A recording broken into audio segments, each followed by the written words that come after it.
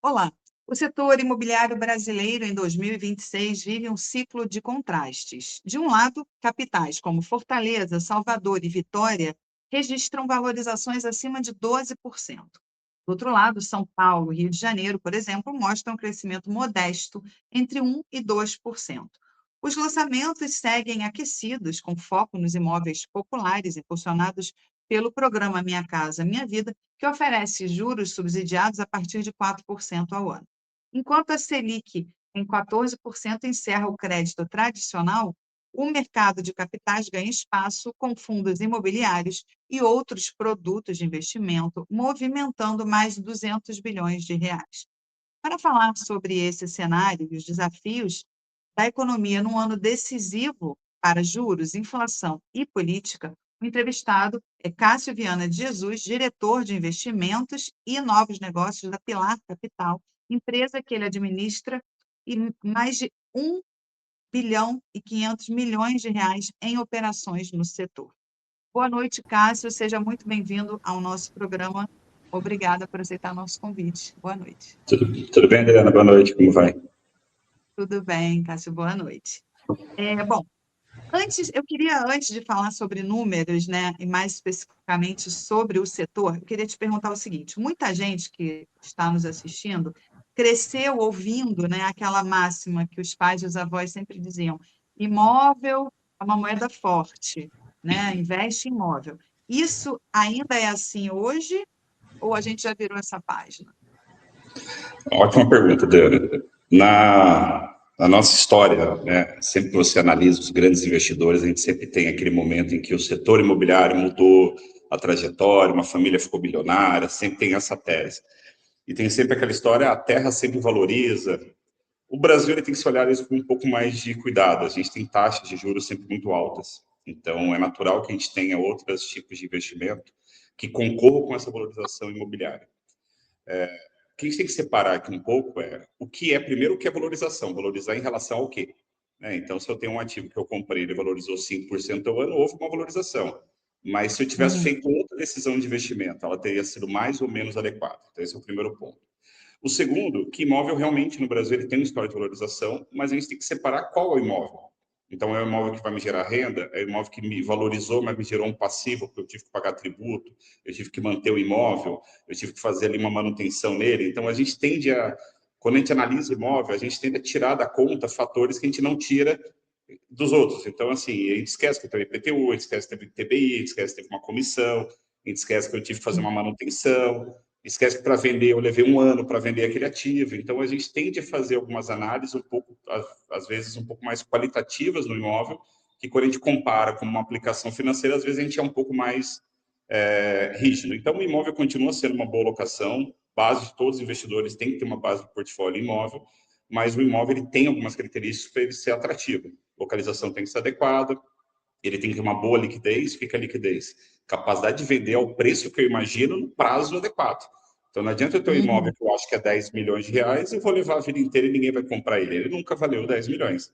Então, a gente não Aham. pode ter esse conceito psicológico, né? A coragem psicológica de um preço. Preço é o que as pessoas vão pagar na hora que você anunciar. E terceiro, capacidade de gerar renda. Né? Então, assim, seja uma economia para eu estar trocando o aluguel para minha moradia, seja como investimento, capacidade de gerar renda. Eu tenho um imóvel que ninguém aluga, ou que o aluga a um patamar que gera muito pouco retorno, também ele não tem essa atratividade toda. Certo, tá certo. Agora, explica para a gente como é que é esse setor, né, em que você atua, para que serve, quais os números e ganhos que ele oferece para quem está A nos gente, assistindo. claro, a gente atua para resolver uma dor que tem ficado cada vez mais evidente no Brasil, que é a falta de funding vindo dos meios tradicionais. Historicamente, como funcionava o financiamento no mercado brasileiro? A gente tinha um fundo de poupança como principal fonte de repasse para você financiar a pessoa física que ia comprar seu imóvel. E com isso, as incorporadoras podiam fazer seus lançamentos sabendo que aquela pessoa física teria funding suficiente para conseguir fazer o financiamento. Ao longo do tempo, a gente foi vendo o esvaziamento da capacidade da poupança fazer isso, naturalmente, porque outras alternativas de investimento se tornaram mais acessíveis. Então, a gente começou a ver um esgotamento da capacidade de recurso para financiar o projeto. E aí nascem os fundos de investimento, tanto direitos creditórios, que é a nossa maior especialidade, como os fundos imobiliários para resolver essa equação. Que é justamente o quê? direcionar recursos que saíram, talvez, do meio tradicional de investimento, mas buscam ativos com retorno adequado e um risco controlado, e conectar com tomadores de recursos, que são as incorporadoras. Então, a gente atua na linha de financiar os incorporadores que precisam de funding para realizar seus projetos, trazendo esse recurso dos investidores. Por que o investidor usa uma estrutura como a nossa? Porque a gente consegue fornecer algumas características que são importantes. A gente consegue fornecer gestão profissional, eu consigo criar métodos qualitativos e quantitativos para analisar projetos, ranquear, comparar, e eu consigo monitorar a execução desse recurso. Então, a gente, quando faz um investimento, não é que a gente faz um investimento e o incorporador faz o que ele bem entender. A gente desembolsa conforme a evolução de obra, a gente tem equipes que fazem esse acompanhamento, a gente acompanha se a venda aconteceu como esperado, e o que é esperado? No prazo, no preço, com o desconto correto. Então, o investidor sabe que ao alocar em gestores ou consultorias especializadas profissionais, ele consegue encontrar a capacidade de reduzir ao máximo possível os riscos. Naturalmente, todo negócio tem risco, o setor imobiliário por si tem riscos específicos, mas a gestão profissional consegue fazer essa minoração de riscos, oferecendo para ele um retorno maior do que ele teria em ativos, talvez, que ele encontra na prateleira do mercado tradicional. Então, o nosso papel é encontrar essa arbitrariedade, ou seja, oferecer o máximo de retorno possível, com o menor risco ou com o risco mais controlado possível. Certo. Qual é o papel do crédito estruturado na viabilização de novos empreendimentos imobiliários no Brasil?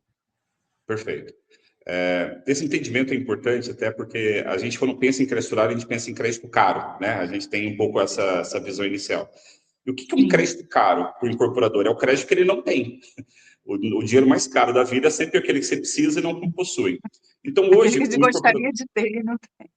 Exato. E o que para o incorporador é não ter crédito? É parar uma obra, é atrasar um pagamento, é evoluir a obra menos do que esperado, e isso vai custar mais tempo, porque ele vai ficar mantendo o canteiro por mais tempo, é isso atrapalhar a venda, aí ele demorar para fazer o stand, com isso ele não conseguir trazer caixa, aí ele perdeu o terreno que ele estava opcionado para comprar, porque ele não teve dinheiro para pagar. Então, não é meramente o custo do capital, é justamente essa falta de previsibilidade que ele encontra nos meios tradicionais. Então, o que o crédito estruturado consegue fazer? Ele consegue entender a dinâmica da demanda do dinheiro e conectar o dinheiro nessa realidade. Então, em vez de eu falar para você, olha, eu tenho aqui um produto que, se você atingir tal categoria de venda em tal prazo, eu te libero. Tá, e como que eu chego até lá? Como que eu vendo 30% e faço 15% de obra se eu não tenho dinheiro? Fica uma equação, quem que vem primeiro, ovo ou a galinha? O crédito estruturado não, ele entende que você precisa do dinheiro antes. Então, ele consegue te financiar o terreno, ele consegue financiar o pré-lançamento, ele consegue financiar o arranque inicial de obra, até que os meios tradicionais possam entrar e aí dar sequência no projeto. Então, o crédito estruturado, ele é estruturado porque ele usa engenharias financeiras e jurídicas para entender que a sua demanda de caixa, ela ocorre em momentos distintos da operação. E nesse momento você precisa ter uma solução de capital para antecipar. Então, o mercado imobiliário, qual que é o grande ponto que as pessoas às vezes esquecem? A gente está falando de um problema clássico que é descasamento de fluxo de caixa. Vamos pensar o nosso lado pessoa física. Por que a gente faz um financiamento imobiliário? Porque eu olho para 30 anos da minha vida e falo, olha, o que eu vou ganhar de salário em 30 anos permite comprar uma casa. Só que eu preciso de 30 anos para isso. Se alguém me antecipar 30 anos do meu salário agora, eu posso financiar uma casa. E é isso que a gente faz. Então, o financiamento imobiliário nada mais é que separar um percentual da minha renda futura por 30, 35 anos para adquirir um bem na data de hoje. O financiamento para o incorporador, guardado a proporção, é a mesma coisa. Ele vai comprar um terreno, vai aprovar um projeto, vai iniciar a obra, vai levar 5 a 6 anos esse fluxo. E ele precisa de dinheiro para fazer isso agora. Só que ele vai vender um apartamento que ele vai financiar a entrada por 6 anos, depois a pessoa vai repassar. Então, ele tem um fluxo de caixa diferente da necessidade dele. E a gente entra justamente para resolver essa dor. Eu fico com o fluxo futuro em troca de resolver a sua dor no presente. E aí eu ganho dinheiro justamente nessa diferença de resultado entre o que eu desembolso e o que eu fico a receber no futuro. Na Pilar, vocês têm operações que vão de 5 milhões de reais a mais de 300 milhões de reais, né? É a diversidade do mercado, né? Sim. Qual é o impacto disso, assim, né? Na diversidade? A gente tem que pensar que a gente atua a nível nacional. E quando eu falar a nível nacional no Brasil, é igual você falar que você atua a nível continental numa Europa, né? Porque você tem realidades distantes, diversidade, etc. Então, se eu pausterizar e falar assim, eu só atuo com 5 milhões, eu provavelmente não vou entrar em projetos em São Paulo, que são projetos muito grandes, e vou estar limitado a algumas cidades. Se eu falar que eu só atuo acima de 100, eu estou excluindo uma série de cidades que não vão ter essa demanda. Então, a gente criou um produto que ele é flexível a ponto de eu poder investir em cidades pequenas, investir em grandes capitais, entrar em grandes projetos, entrar em projetos pequenos, em estágios diferentes da operação. Então, por isso que a gente tem essa flexibilidade de cheque, porque cada tipo de cidade, cada realidade de incorporação, cada momento do ciclo exige uma demanda de capital diferente. E aí, justamente, a nossa capacidade é conectar isso à realidade daquele projeto. E aí eu preciso de flexibilidade de prazo e de volume de recursos. Certo. Agora, de que forma, Cássio, os fundos de investimento em direitos creditórios estão transformando o financiamento de projetos imobiliários? Os FDICs, por muito tempo, eles foram produtos muito limitados a uma categoria de cartão de crédito, coisas muito de giro muito rápido. Mas o que é um fundo de direito creditório? Ele é um fundo que compra recebível futuro. O que é recebível futuro? Qualquer coisa que tem uma renda, uma receita a acontecer. E que é justamente o mercado imobiliário. O mercado imobiliário você vende, o que a gente chama de VGV, né, o valor geral das vendas, que é nada mais é que uma carteira que eu posso cobrar de vários clientes ao longo de um período de tempo. O que o FDIC faz? Ele olha essa carteira, ele verifica o risco de você materializar ela, que basicamente é inadimplência, período de pagamento e evolução da sua obra. E a gente consegue, então, antecipar para você parte do valor dessa carteira, que a gente chama trazer essa carteira a um valor presente, ou seja, no longo prazo essa carteira vale R$ 10, só que quando eu desconto o custo, inadimplência, minha taxa de remuneração, eu te pago R$ 6 nessa carteira. Então, com esses R$ 6, você consegue fazer a sua obra. Então, o FDIC, ele é justamente capaz de fazer esse processo. E por que ele funcionou tão bem nessa indústria? Porque ele é um produto que ele consegue atingir classes de investidores diferentes. Então, eu posso emitir uma classe sênior, que a gente chama, que é para o investidor mais conservador, aquele que tem a maior proteção possível em troca de uma remuneração até menor.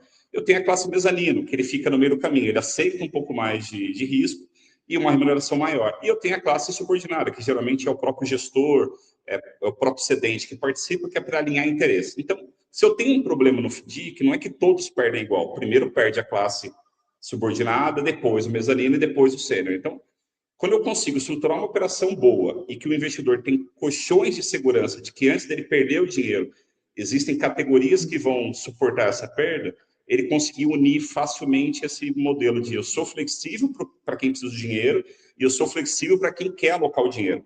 E isso trouxe essa segurança para fazer. Por isso que ele cresceu tão rápido, não só para o mercado imobiliário, mas em vários segmentos da indústria.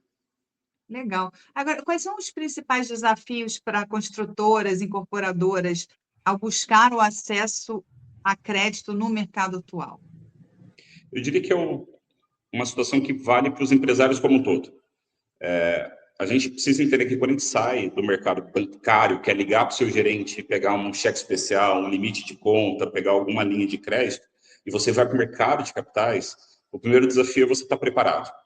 Né? Então, o que é estar preparado? É ter uma governança, é ter um nível de controle, é você ter acesso aos seus dados, é você saber explicar a análise do seu projeto, a sua viabilidade. Então, hoje, o maior desafio que a gente vê não é funding. O funding, ele está disponível. Você pode discutir se o preço dele é adequado. E aí é uma variável macroeconômica que vale para o Brasil como um todo. Mas a grande dificuldade que a gente acaba vendo é que não há um preparo prévio dos incorporadores. Tá? Então, você tem incorporadores de portes muito diferentes que, naturalmente, na hora que eles se deparam com a necessidade de discutir a viabilidade de um projeto, explicar o que é o fluxo de caixa, explicar os cenários de venda, etc., eles têm um pouco mais de dificuldade de preparar esse material. Então, hoje, você acaba, quando você olha o fluxo total de uma operação, o tempo maior vem da preparação das informações e do alinhamento dos controles necessários do que da análise e do processo de deliberação, que acaba sendo relativamente rápido. Então, hoje, o maior desafio é a preparação de governança. E quanto mais sofisticado você quer o capital, quanto maior o volume que você quer, mais a governança vai ser gira de você. Mais o investidor vai querer saber que aquela incorporadora tem processo, ela atende normas, ela faz tudo conforme previsto, ela tem um sistema informatizado. Então, isso é o que traz um pouco de desafio em relação a um crédito bancário, que na prática eu estou te emprestando dinheiro livre e você faz como você bem entender. Sim, sim. Agora, Cássio, quais são as perspectivas assim de crescimento do mercado de crédito imobiliário nos próximos anos e como é que isso pode impactar o consumidor final? Perfeito. A gente tem que pensar, separar essa pergunta em duas. Quando a gente olha o setor habitacional como um todo, a gente está falando de um país que tem aí ainda mais de 5 milhões de débito habitacional de unidades. Naturalmente, muito concentrada até 5 salários, mas é um déficit muito relevante. Então, o setor como um todo continua tendo uma demanda muito clara. Você tem, naturalmente, mesmo que você parasse de fazer qualquer incentivo, a demanda seria muito constante. Junto com isso, ou seja, eu estou aumentando o meu volume de demanda de crédito naturalmente nos próximos anos. Junto com isso, eu tenho uma mudança do perfil do funding. Então, cada vez mais as fontes de governo, as fontes públicas, vão ser menos capazes de suportar isso. Então, hoje você já tem mais ou menos um terço ainda vem da poupança, 27% a 30% vem do Minha Casa Minha Vida, e o restante já vem do mercado de capitais e outras fontes. O que a gente vai ver cada vez mais é esse volume de mercado de capitais tendo mais espaço ainda no crédito. E em que cenário? Não só no crédito para o incorporador, também no crédito para o consumidor final. Então, esse modelo de vou comprar meu apartamento e vou financiar num banco tradicional, ele também já começa a mudar. Você já começa a ter mecanismos que permitem conectar o investidor, a pessoa física, a investidores que topam financiar essa carteira. Ainda não é 35 anos, mas você já tem veículos que chegam a 15 anos. A gente internamente mesmo já desenhou um produto desse em que você consegue financiar 70% do seu imóvel na aquisição dele por até 15 anos. Então, é uma alternativa adicional que você está colocando. E por que ela é importante? Porque hoje a renda do brasileiro é diferente. Esse modelo do Lerite, 3 contra-cheques, ele não é mais uma realidade de boa parte da base do Brasil. Seja porque você tem empresários, seja porque você tem autônomos. E aí, entender essa composição de renda, entender o risco de crédito desse modelo de renda, que não é aquele tradicional do assalariado, nem todos estão preparados. Então, essas alterações que estão sendo feitas por alguns estruturadores da indústria vão permitir também a pessoa física isso. Então, de forma, minha visão dos próximos anos é um mercado em crescente, demanda por crédito, que vai continuar sendo muito representativo na economia nacional, mas que o funding vai vir de fontes mais no mercado de capitais do que o que a gente estava acostumado a ver nos últimos anos.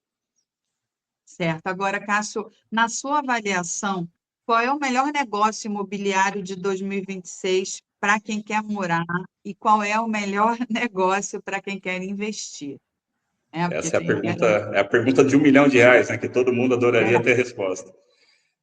A gente tem setores que estão naturalmente mais aquecidos que outros, mas, de novo, se você olhar geograficamente, saiu uma pesquisa recente que mostra, por exemplo, Vitória liderando esse ano a maior valorização imobiliária do país, com mais de 8%.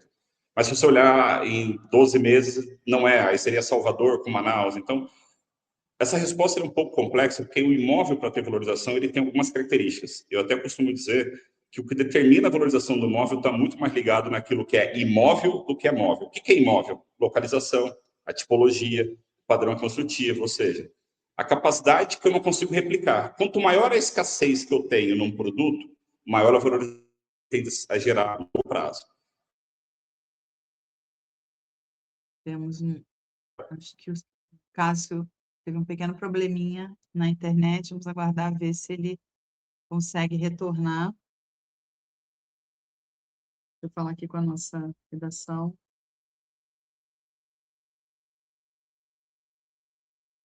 Vamos aguardar aí a sinal do Cássio.